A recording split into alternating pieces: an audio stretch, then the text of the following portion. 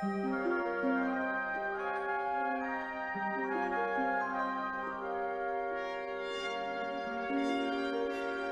the thrilling pages of the DC comic, Faster than a speeding bullet. a myth is forged. More powerful than a locomotive. A hero takes flight. Able to leap tall buildings at a single bound. This amazing stranger from the planet Krypton, the Man of Steel. Superman.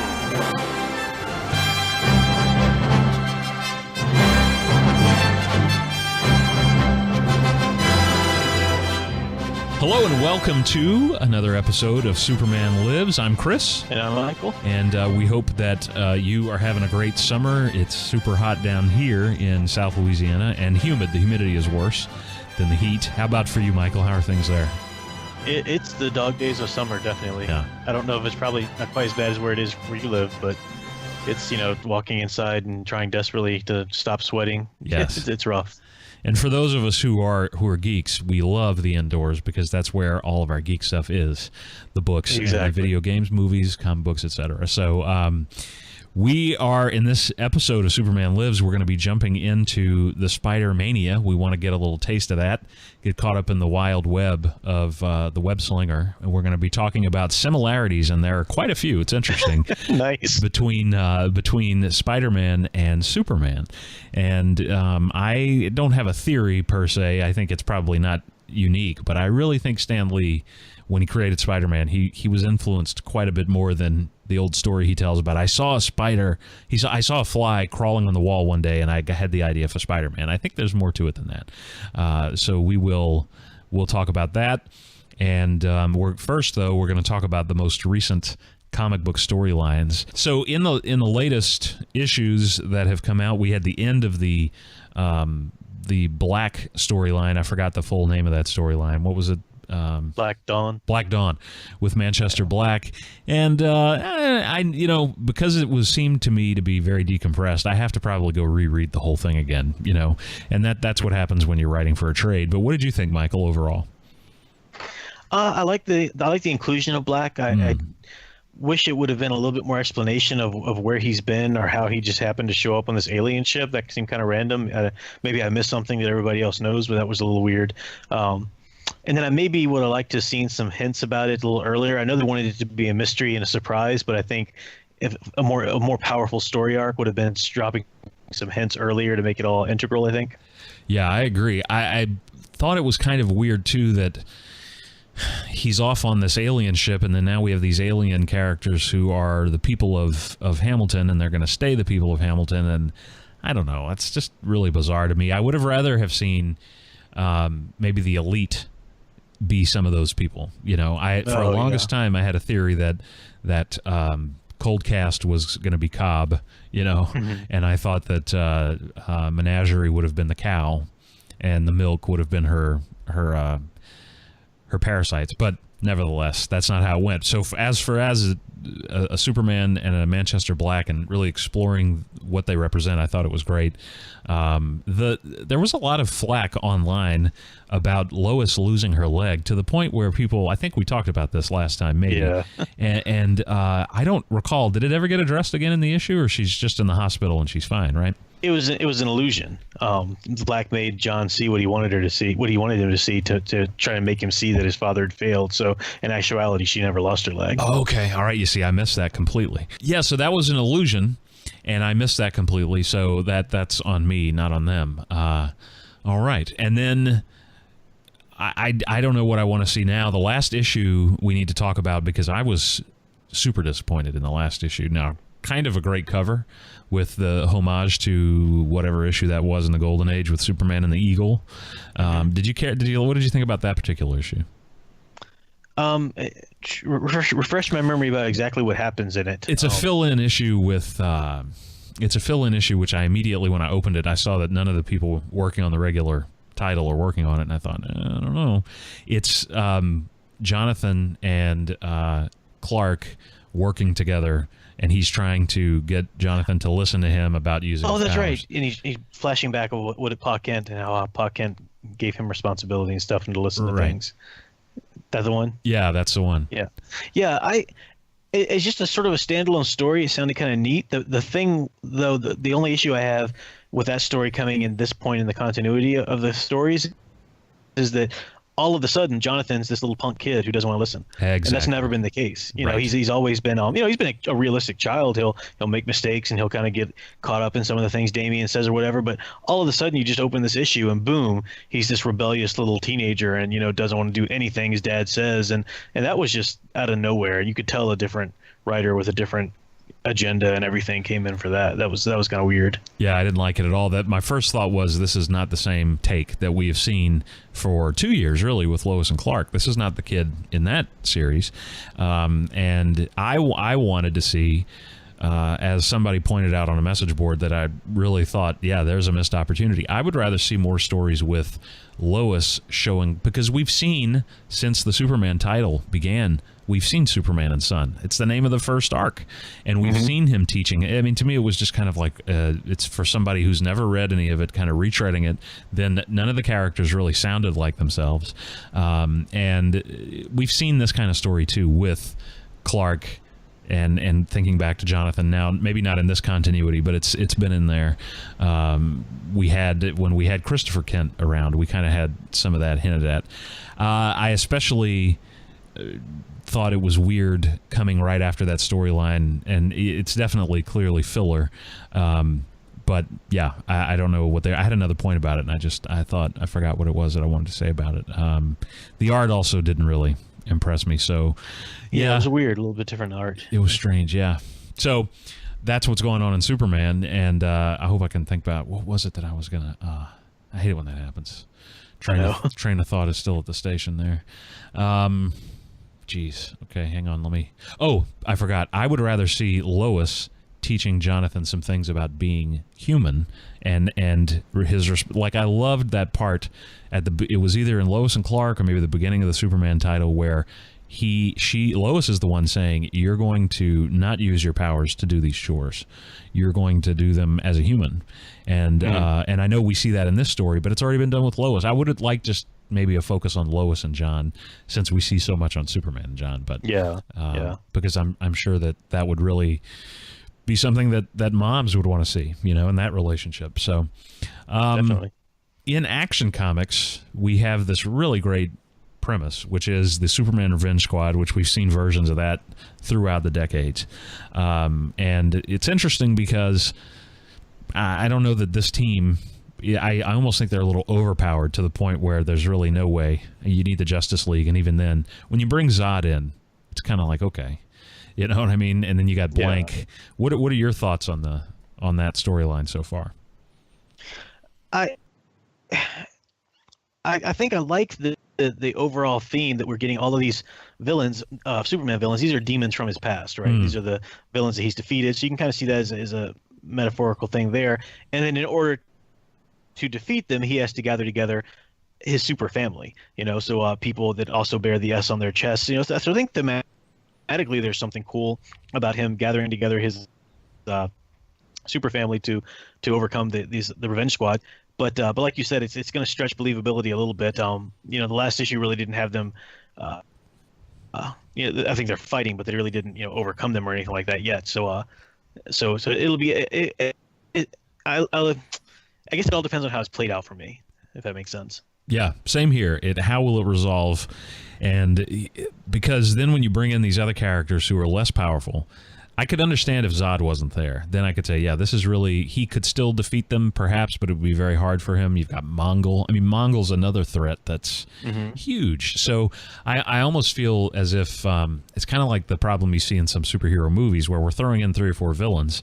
Well, at that point, you're wasting opportunity for future stories, and then you're kind of too great stacking of the deck against the character there. I mean, what is really Lex Luthor in the armor gonna do against Zod?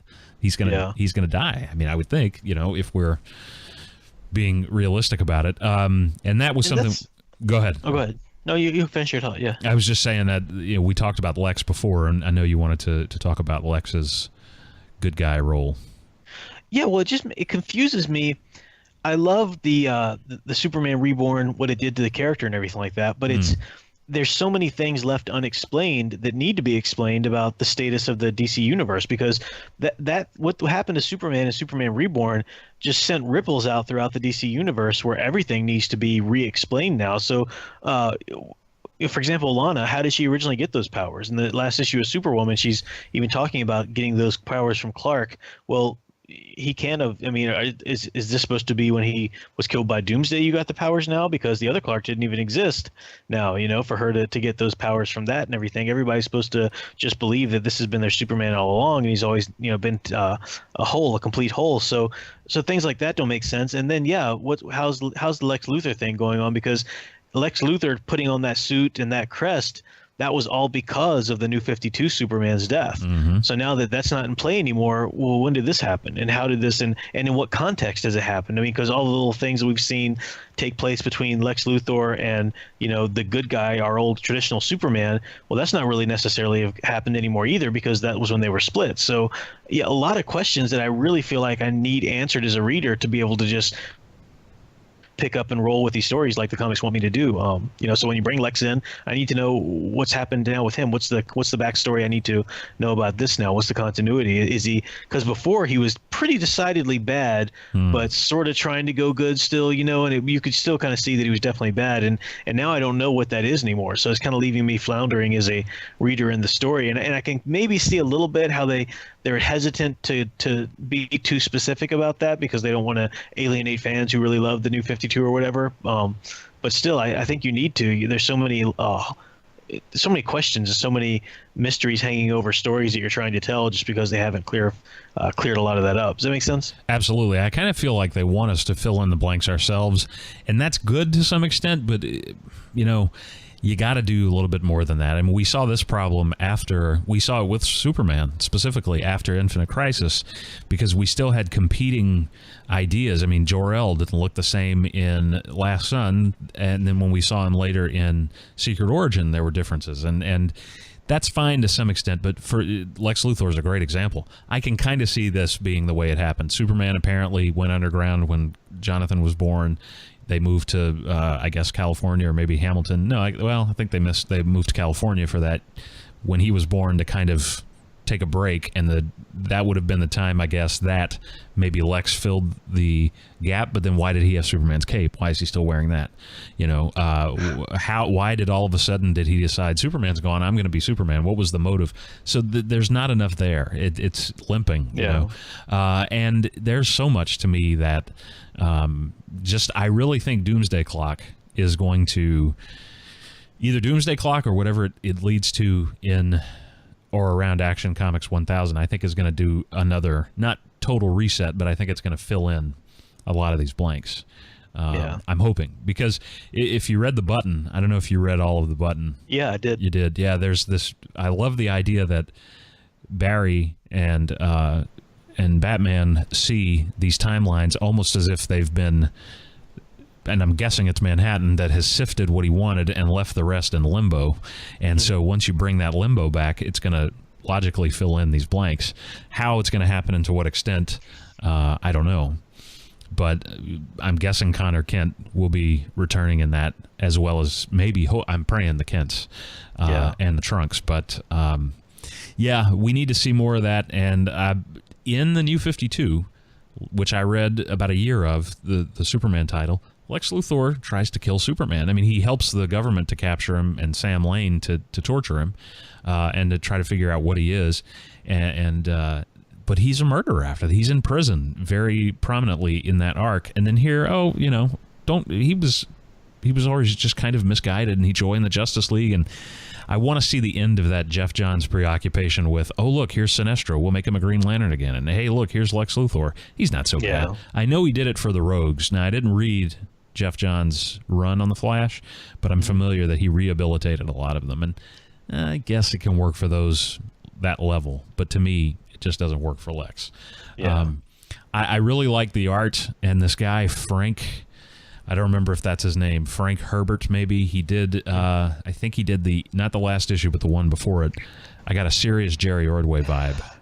I don't know if you did too. Definitely, yeah, definitely. This guy needs to be the regular artist. What's happening, DC? He needs, and he isn't. It's the guy that in the last issue, it's that guy who draws like Greg Capullo. I don't want to see that. I'm sorry, Greg Capullo. But I think the story is really coming along nicely, and it's definitely, to me right now, the most exciting. It just feels a little more clean as far as the stuff going on in the other title, where again, I feel like I have to reread everything to remind myself of what's going on.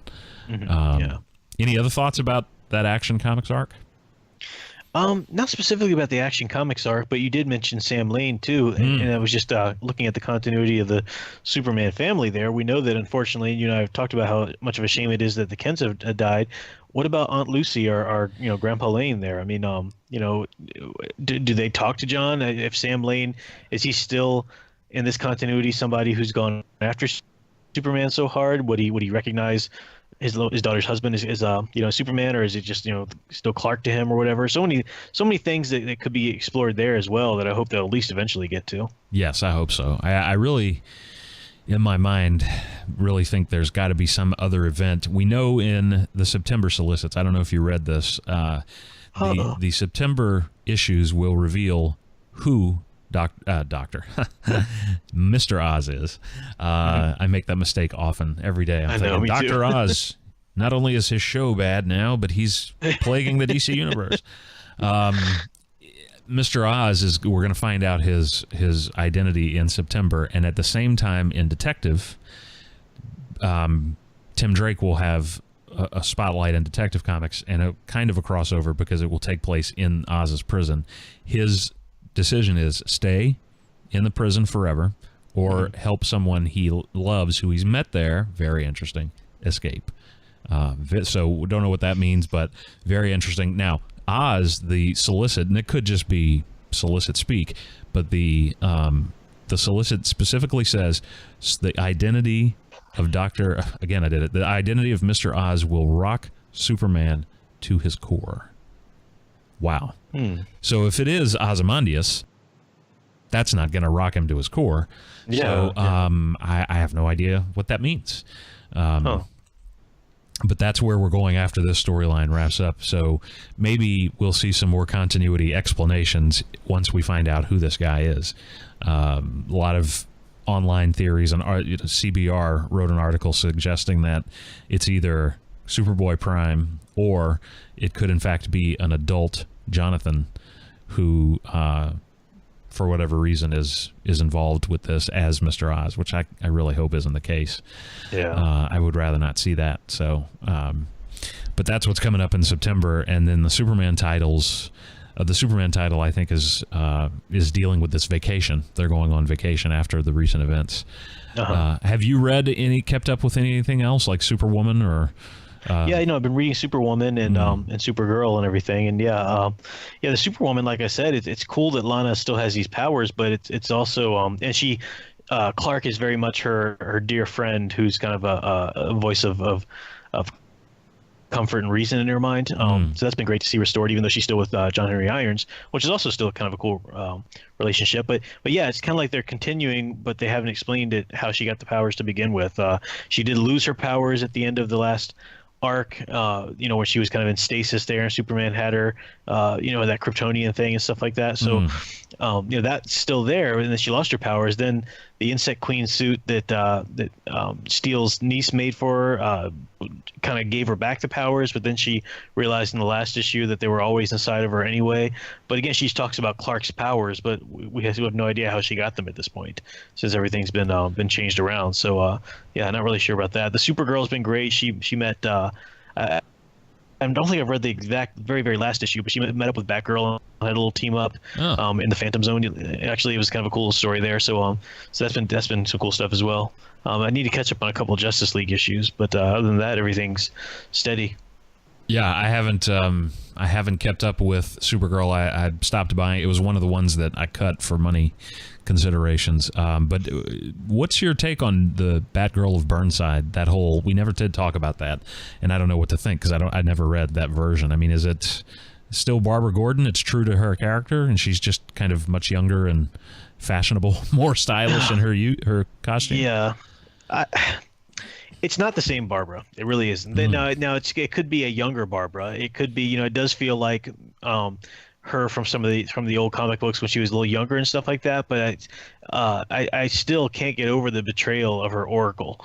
Period. And even if they're trying to say no, she was Oracle for a time, but then she rehabilitated her legs, and it doesn't make any sense. It's kind of like having Batman have 3 Robins within 4 years or whatever it was when the New 52 first started. It just doesn't make a lot of sense, and I miss that aspect of her personality, that Oracle aspect. I do think, and what I haven't read her comic books or read the Birds of Prey series in Rebirth or anything, so I don't know exactly from that, but just from seeing her pop up in Nightwing and in Supergirl, it does feel like her character before she became Oracle.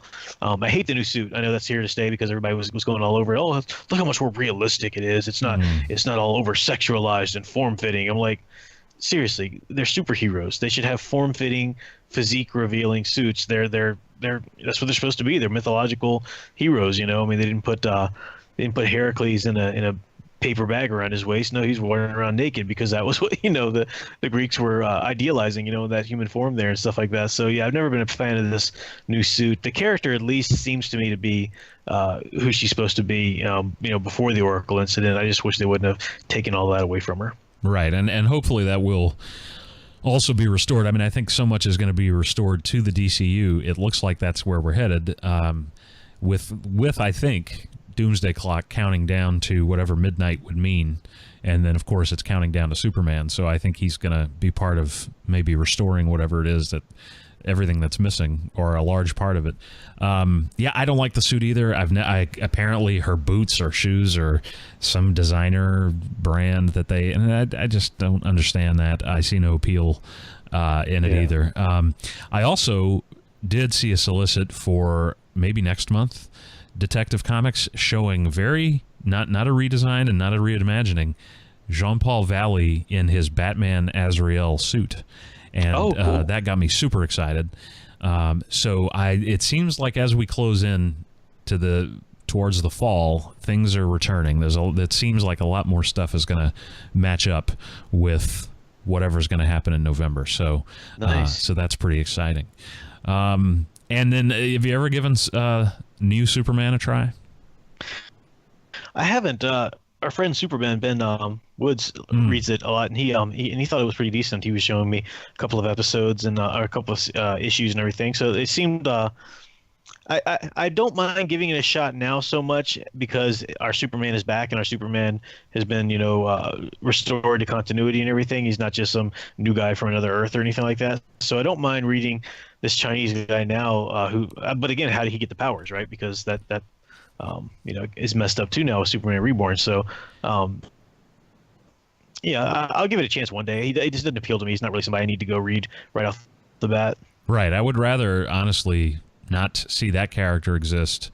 Well, I understand why he does. It's because they were very clear about it. The guy that started writing the title, and I guess he's still writing it, Gene Yang, said the reason we're making this, or DC wanted to make it, is because of the huge market that is China. So they want to see some representation here, and that's understandable. But I would rather see Connor Kent come back and maybe move to China. You know what I mean? Yeah, change up his, and of course that wouldn't be a Chinese character, and I understand that. But yeah, I don't know. He's going to have a name change pretty soon. I don't think new Superman's not going to fly. Pardon the pun, for very long. Well, all right. Well, I think that that probably covers it as far as comics, and I can't think of any other recent comic book news that might be relevant, other than I'm hoping San Diego gives us some more Doomsday Clock news. Oh yeah. I'm really, there was some art released, and it's just Clark in bed next to Lois. It doesn't really, and it looks great because it's Gary Frank, but Gary Frank said in his tweet that Superman is dreaming, and so he's coming out of the dream in the scene that he reveals on Twitter, and that's critical to what's going on in the story. So that's kind of an interesting little tidbit there. So, well, we're going to take a break, and when we get back, we're going to look at the very prominent similarities between two characters that probably most people don't see similarities between, and that is Superman and Spider-Man.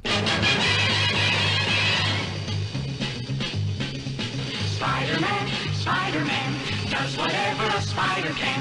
Spins a web any size, catches thieves just like flies. Look out, here comes the Spider-Man.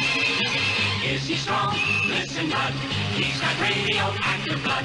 Can he swing from a thread? Take a look overhead. Hey there goes the Spider-Man. In the chill of night, at the scene of a crime, like a streak of light, he arrives just in time. Spider-Man, Spider-Man, friendly neighborhood Spider-Man. Wealth and fame, he's ignored. Action is his reward to him. Life is a great big day. Wherever there's a hang, you'll find a Spider-Man. All right, we're back. So, I think most people who aren't fans, maybe, or comic book readers, would say something like, I like Spider-Man because he's not Superman, right? Because he's more grounded, more realistic, and Superman is all those things too. But that Peter Parker is one of us, and he's always been seen in that way, that he's the everyman, and Superman's not exactly the everyman. Clark Kent can be, but Superman isn't. Here, though, I've always been fascinated by, and as I sat down and really looked at it over the years, tremendous similarities between the two characters. Do you want to say anything about that before we go through these, or? No, definitely.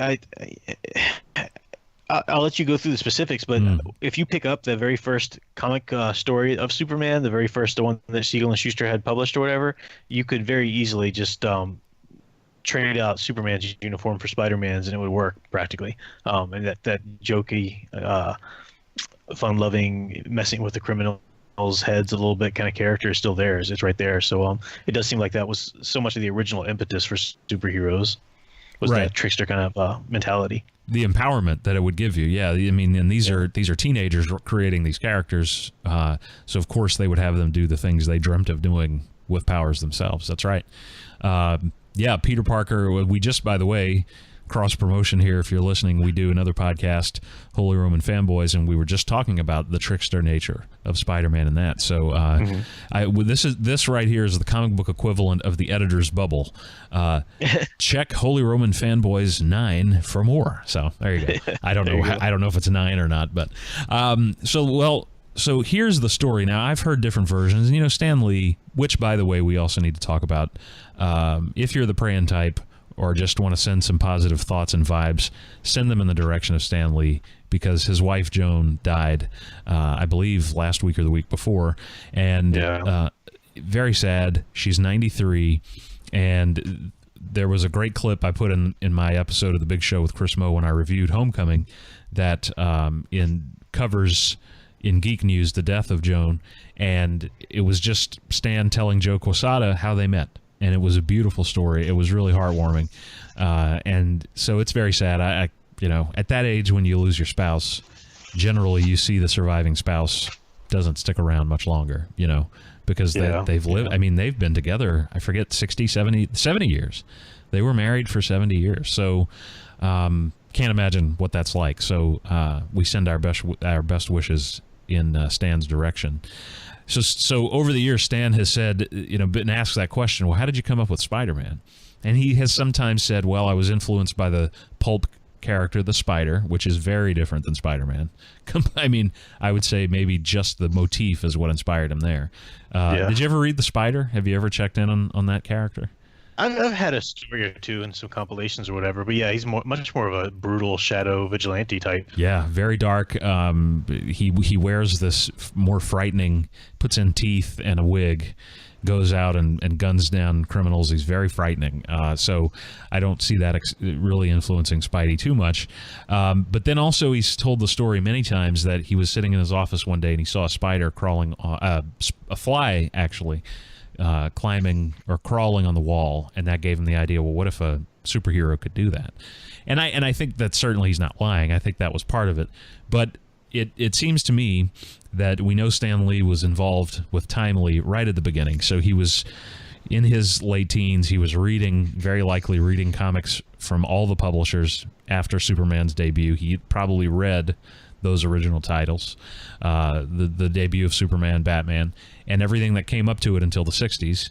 And so I really do think that Stan was influenced by the Silver Age version of Superman, which right around that would have been the late 50s and into the 60s, we had young Clark Kent, who is a nerd.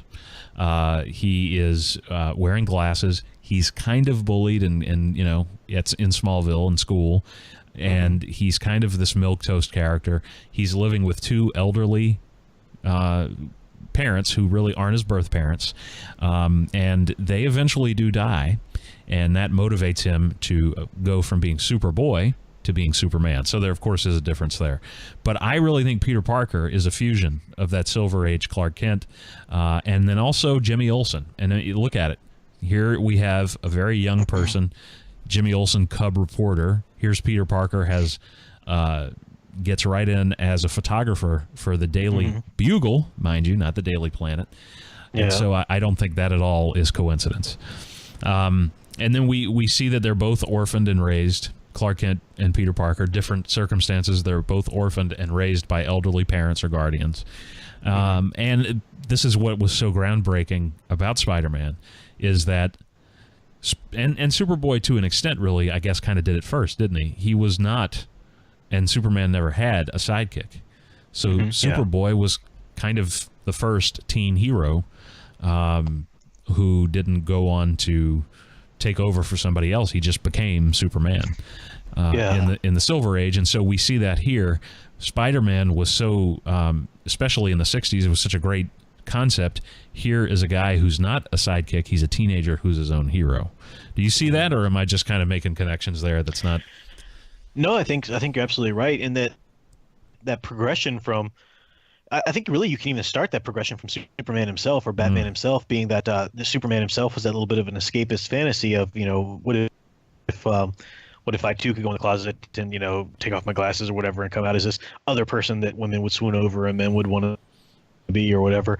You know, that's a childlike, that's gonna be an adolescent fantasy right there to begin with. But then going up to Robin, as you mentioned before, how now they've got a teenager working with the hero. I think Shazam, Captain Marvel, is even a great another peg in that ladder, because now here's a character who can be just as young as the comic book readers, but say a magic word and all of a sudden become the hero, you know, become the adult hero. That was a big thing. A character like Spider-Man or Superboy even would tell readers that you don't even need a magic word. What if you could just do it right now the way you are? What if there was, you know, already power within you right now? And that's huge. That's an incredibly attractive message to give to readers, an inspirational one as well. Absolutely. And that is, I had never really thought about that until you pointed that out. I hadn't thought about Captain Marvel, but there is that progression there. As much as it would be cool to be Billy Batson and to become an adult, it's much nicer to be this idea of you are already that hero. Just realize it, just actualize it, you know. And that is, I think, for both Superboy and Spider-Man, very relevant to their history. I wish Superboy was restored. That's one of the things that I hope Doomsday Clock does, because I would love to see a Superboy title with that Superboy, or go through the eras and give us Clark Kent as Superboy, reimagine some of those adventures, and then do stuff with Jonathan. But I don't know that we'll see that. But then also moving back here to the similarities, both are teen superheroes. There's no superhero to train them, and that is so one of the things I love about Spider-Man and his origin is he has no one to really show him the ropes. He's got to learn it on his own, which is very realistic. And I would imagine if you became a superhero accidentally, you wouldn't maybe have anybody to train you. And he tries to break in, which is kind of a nice twist in Homecoming, which we're going to talk a little bit about later. They couldn't have it be the Fantastic Four that he's breaking in and trying to join. So here we have Peter longing for the call from the Avengers. When are they going to call? You know, that great sequence in Homecoming. But in the original comics, he breaks into the Fantastic Four's home, the Baxter Building, and wants to be a member, but there's also this idea of he knows he's out of his league. He knows he's out of. He would like some kind of guidance there, and so he doesn't have it. So I think that's a similarity there. Superboy had to also kind of learn how to be a hero as he was growing up. And neither of them have sidekicks. We already talked about that. And then they have similar motivations. And in the Silver Age, for those who may not be familiar with this, Clark Kent is Superboy for a long period. And when he becomes Superman, this is kind of refined in the Bronze Age as they kind of tweaked it and updated it, that the Kents both contract an illness and they die, which Richard Donner would really play with that beautifully in Superman the movie. But that he realizes there that he can't save everyone. Even with all he can do, he couldn't save everyone, and they both die. And on his bed, his deathbed, Jonathan gives a pre-Spider-Man speech that all but says, "You have great power. You must use it responsibly." Even though he has been already. And so I think that had to influence Stan Lee. I mean, the similarities are really striking. And so you have Superboy kind of feeling some guilt that he couldn't do everything he could to save his parents, and then he goes global, right? He leaves Smallville and becomes Superman, and then you have Peter here deciding Spider-Man's not going to just be a way to make money and wrestle. It's going to be a way to help other people in the way that I should have helped Uncle Ben. Any other thoughts about that comparison, or? No, it's a great comparison. You drew out a lot of things I didn't even consider or think about. So definitely great specifics there. And I think that's the heavy reliance on red and blue as well, just primarily in colors. Yes. I mean, if Spider-Man had or Superman had any, if Spider-Man had any yellow in the costume, it would be very clear. I think probably I don't think the idea was Ditko, or there are rumors I've read that Jack Kirby designed the uniform and then Ditko took over, but Ditko says he designed it.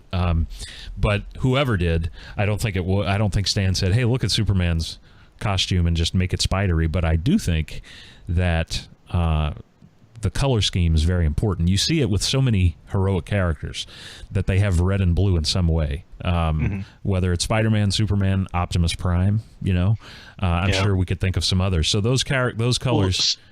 Who's that? I was going to say psychologically there's reasons for that as well. And again, I think it just kind of happens subconsciously when writers or artists are creating the characters. I don't think they're always necessarily thinking about this, but blue for the psychology of the viewer, blue imparts a calm, cool, collected kind of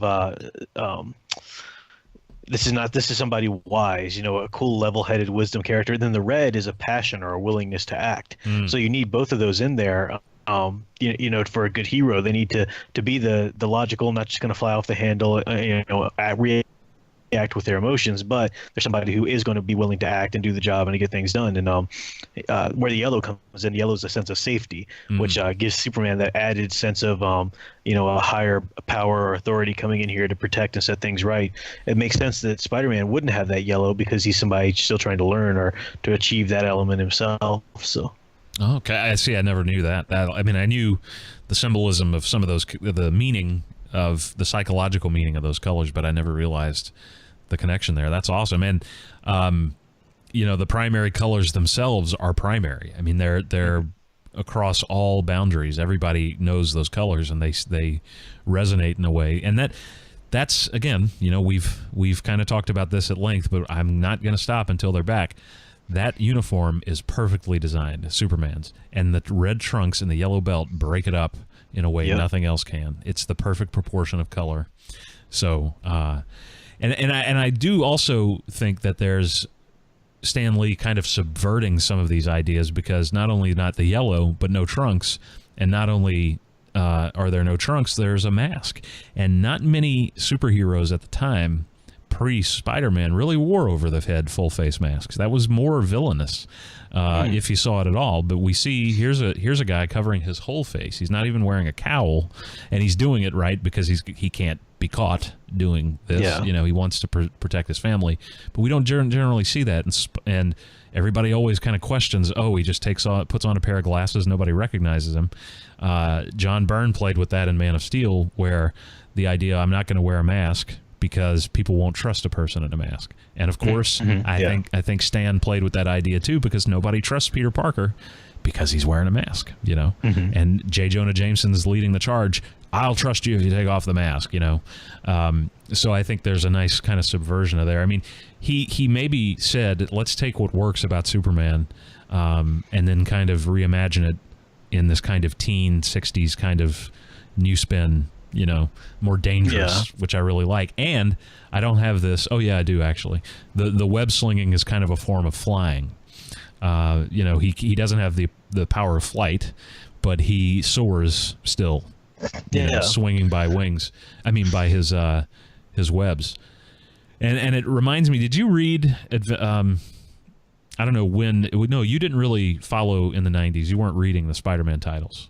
No, the McFarlane stuff and everything, no. Okay, well, at one point, when things got super convoluted, before they brought Norman Osborn back and had him, spoiler alert for 30-year-old books, but they brought Norman back and established that he was behind the Clone Saga and was manipulating Peter, and also these robots that came back and were he was using robots to manipulate Peter into believing they were his parents and then torture him psychologically.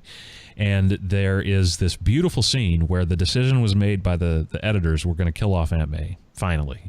And so they have Peter go with she tells him, Peter, I'm dying, and let's go spend some time together. They go in the Empire State Building, and as they're looking out over the city, she said, it's so beautiful up here, so peaceful. What is it like, Peter? And he said, well, what do you mean, what is it like?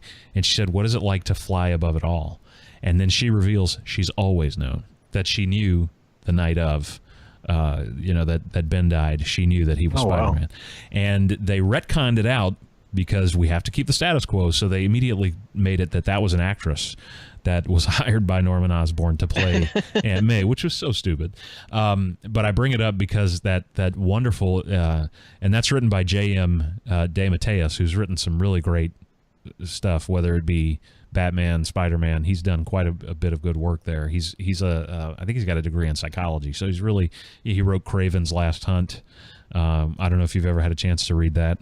Yeah. So, and the Spider-Man Batman crossovers. And so I just love that idea of her comparing it to flying there. That always comes to mind. And then the last thing I have is just the ties to journalism. I mean, we see the bullpen of newspapers, which today people would say, what's that? Back in the 60s, though, newspapers were still a thing. And Peter Parker works as a photographer, and a callback to Jimmy Olsen, and it's the Daily Bugle, not the Daily Planet.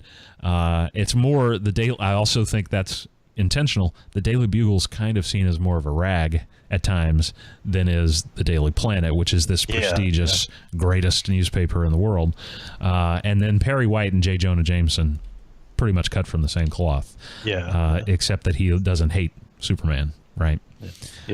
So anything else? I mean, that's kind of all I have on the similarities. No, like I said, you still brought out some more things than I had originally thought of. So that's really good.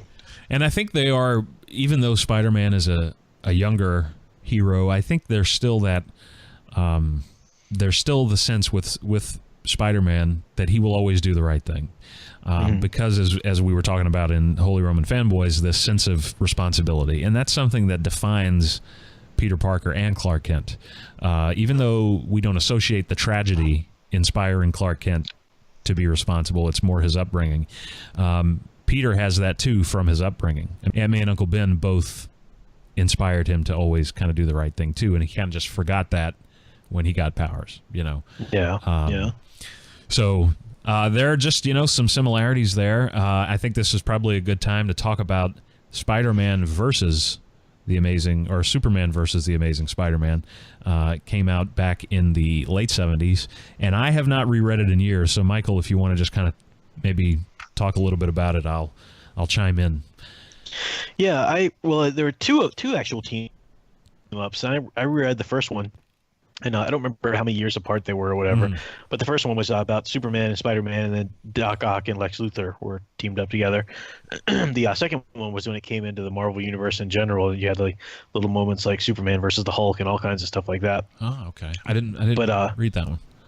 Yeah, the first one though was really great. To took me back a little bit because I read it a long time ago as a child and didn't remember hardly anything. But reading it again now, they didn't bother explaining anything about Superman doesn't cross over into the Marvel universe or anything. They just already live in the same universe. So right. Superman is going to a news conference in New York City, and that's of course where Peter Parker is and all that kind of stuff. So they just automatically live in the same place.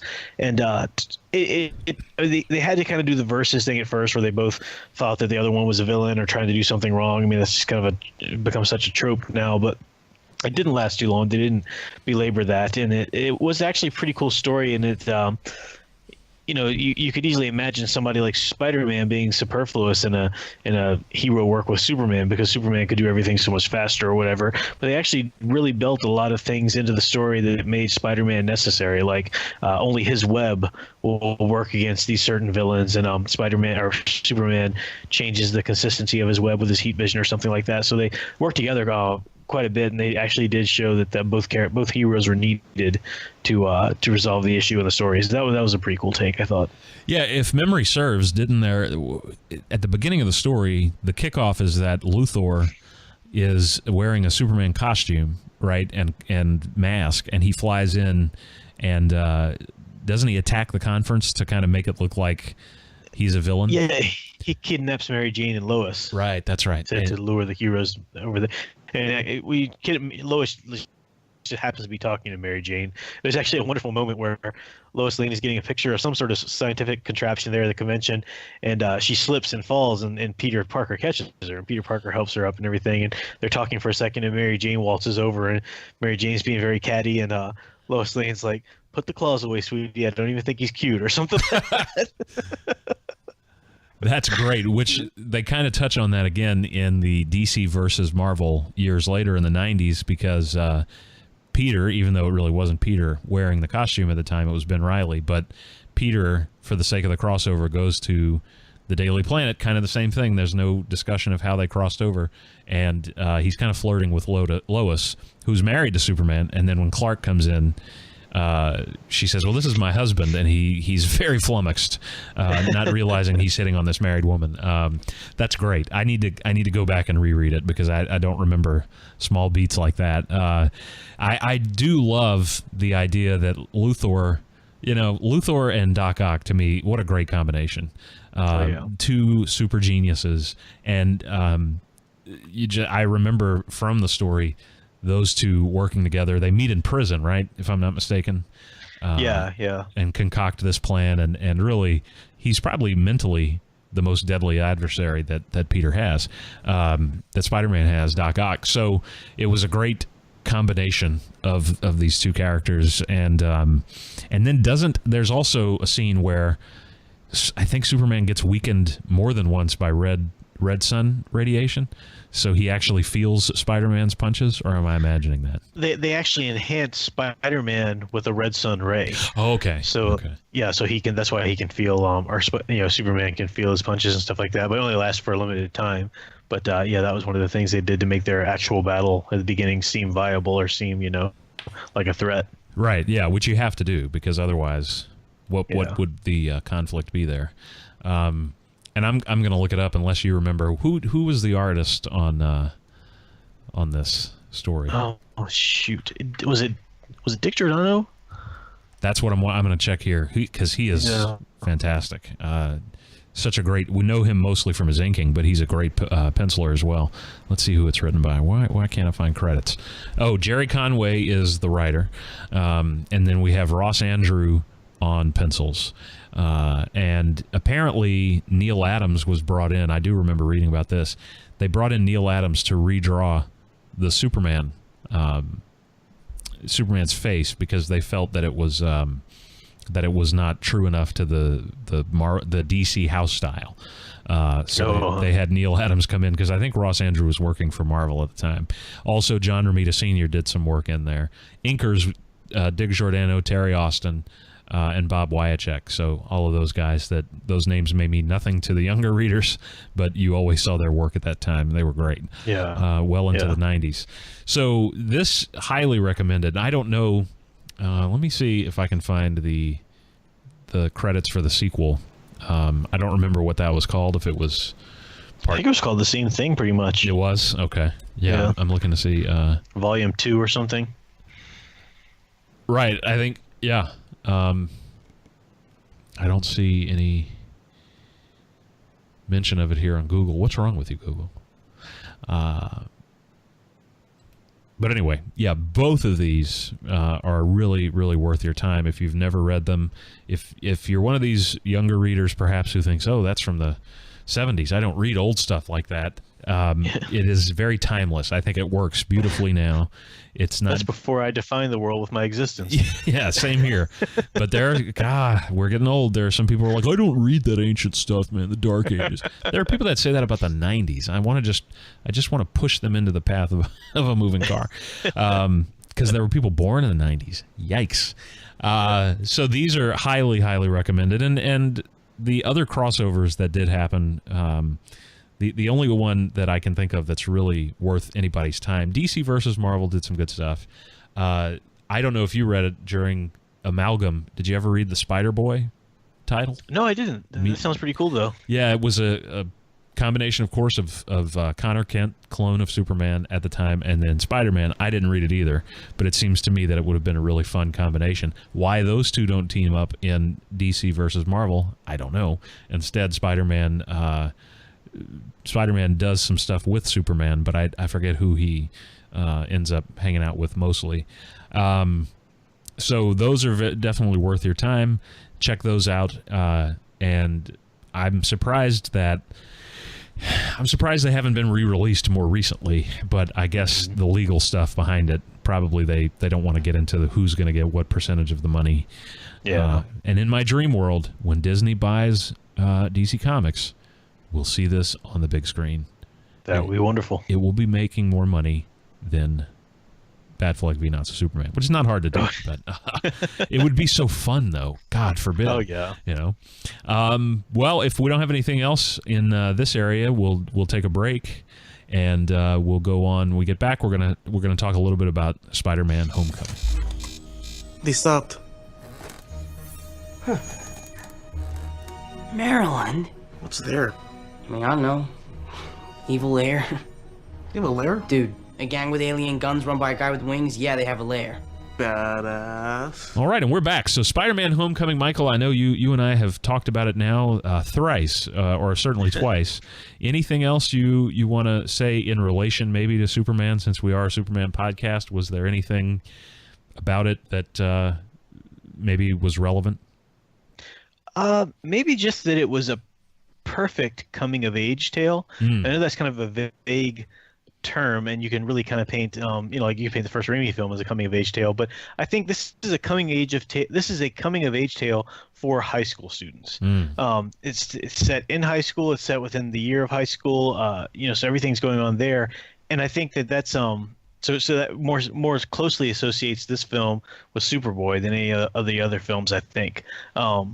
In terms of Superboy anyway. So it was really a good solid crossover of the genres of the teen movie with a superhero action film. I would agree. Yeah, absolutely. And we have seen some great Superboy series, but probably the most well-known and longest running is Smallville. And, I think its portrayal of teen stuff is very realistic, too. And so there are some great beats that you'll find if you've watched Smallville, or if you've maybe just seen episodes here and there. You see some of that. What Smallville does that it kind of relies on more than I would like it to, but I understand the time it was made, is angst.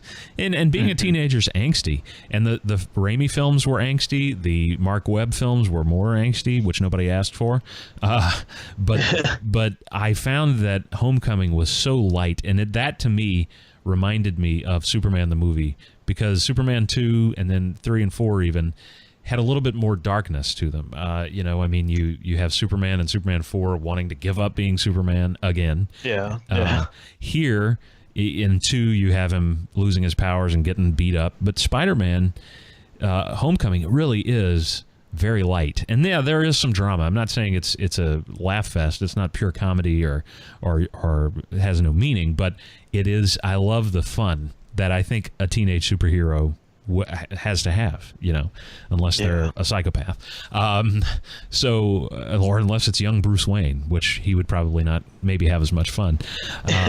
So I loved that quality of it. It reminded me, in the similarities between Spider-Man and Superman, it reminded me of that, because Superman has always been a character, despite what some people who aren't fans of the character, who haven't read his actual comics, he does enjoy being Superman. We've seen that since John Byrne. He really, after he comes back from the dead, there's that great sequence in Superman 82 where he's like, I'm so glad to be alive again and flying again.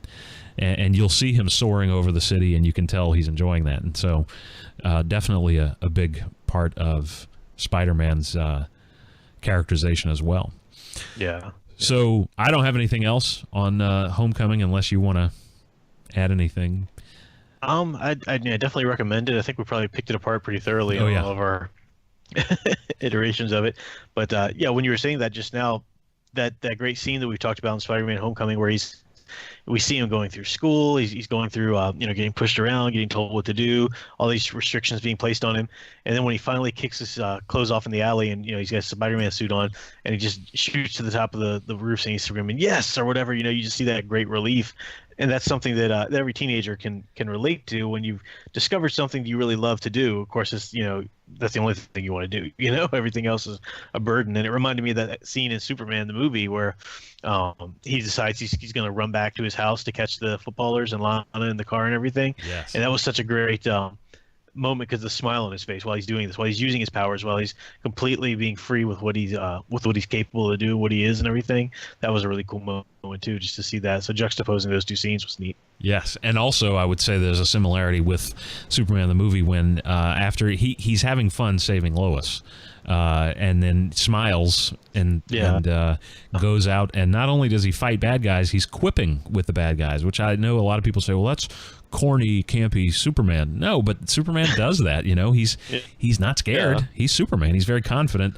So when he gets hit with the crowbar and says bad vibrations, I'm the only one in this household that laughs at that every time. It's great. My wife's like, "What? That's kind of cheesy, isn't it?" I was like, "Just watch the movie." But no, it's not cheesy. It's great, And then when he goes and gets the cat burglar, he's enjoying those powers, and he's out looking for ways to help. So have that sense of joy there. So can't recommend this movie enough. And if you want to hear more of a discussion of the maybe a more in-depth review, and then certainly there's a lot of criticism, this isn't Spider-Man, it's been changed, not true. You want to go and listen to and watch Michael's video that he invited me to be on his channel, Professor Geek. We'll link that up here in the YouTube video, and you can click that and have a listen to our conversation there if you want to hear more about our thoughts on Homecoming. Any shout-outs or thoughts to close up? No, just you mentioned the YouTube channels, Professor Geek. That's there. I'm trying to work on that, and I will still mention the book, Heroic Inspirations. Just got back from Shore Leave Convention this last weekend. It was very popular there, sold a lot of copies, and gained a lot of interest in it and everything. So yeah, Heroic Inspirations is a book, and it has a chapter on Spider-Man as well as Superman. So both good classic heroes to draw inspiration from for our daily lives. If you hadn't mentioned it, I was going to. So you need to mention it every time. And I was going to say, if you loved the insight that Michael gives here about the colors, is a great example there. That kind of in-depth analysis and thought and insight, you need to buy Heroic Inspirations, because there's more of it there. And so you need to definitely buy it immediately. Buy multiple copies, and we'll have a link for that as well. And if you go over to Michael's channel, you'll also see some more information about his book there. So as for me, on my end of things, I am repurposing my podcast, The Big Show with Chris Moe. We reached 75 episodes, and I'm on a hiatus now. It will come back pretty much the same as it is, with some tweaking and a new name, possibly. I don't know. See, that's just how I roll. I'm very indecisive. It's a wonder I ever leave my house with all the indecision I'm racked with daily. But that'll be coming up, and we will have another episode of Superman Lives for you shortly. I know we've talked at length about some ideas we have post doing this Spider-Man Superman episode, so we're going to reevaluate those, and we'll have something probably, Michael, the best thing to do is to just wait and see what we find out next weekend, right? Or is it in 2 weeks from San Diego? I think so. We'll probably do some San Diego coverage. Certainly, a lot of, unfortunately, people are, what are we going to learn about Justice League at San Diego? I'd love to hear it's not happening, but I don't think that's going to be the information. I don't know if you saw this. I'm going to go ahead and do it. Even though it's a Superman podcast, D23 is this expo going on, and Marvel's there, and they have a statue of Thanos, and then right around it, they have 4 statues covered. And they are revealing later today, it may have already happened, what those statues are. Some are speculating Fantastic Four, which I don't think it is. That would be awesome, but wow. I doubt it. Others are saying that these are I'm forgetting what they're called. They're essentially the 5 henchmen of Thanos, and that they're going to be integral in Infinity War and beyond, and so that we're going to see who they are and what they look like. And some are speculating the Red Skull might be one of them, so which would be great. So anyway, yeah, definitely. There's all this great buzz for this Marvel stuff, and I'm sure DC will, Warner Brothers will bring out something about Justice League, and hey, go see it because we promise it'll be great. lot of quips. All of a sudden, Batman's superpower is that he's rich, which, bugs me because, who else's superpower that is? Bill Gates. Yeah. So that doesn't engender any trust in this guy. Anyway, all right, we're not going to go on a rant here, kids. So I completely agree, though. That's so stupid that my wife watched the trailer the other day, and I said, are you having a moment? Is this menopause? Like, what's happening? Why would you watch this? And she told me to leave her alone. But thankfully, she didn't laugh at that quip, and it really bugged me. Ugh. So, yeah. All right, guys. Well, thanks so much for listening. And until next time, remember, despite what's going on with the Warner Brothers stuff there, despite the darkness we have in our world, all you have to do is look up because Superman lives. Superman Lives can be found on YouTube, iTunes, the Superman Podcast Network at supermanpodcastnetwork.com, and on the podcast's Facebook page, Superman Lives Podcast. Send feedback, suggestions, and questions to hosts Chris Moe and Michael Kreitzer at supermanlivespodcast at gmail.com. All music featured in the Superman Lives broadcast is the intellectual property of Warner Brothers. Superman and all related characters are the intellectual property of DC Comics, a division of DC Entertainment. Superman Lives is intended solely for the purpose of entertainment and does not in any way profit from its production or content. Superman Lives is a production of Big Show Studios and Iconic Superman on Facebook.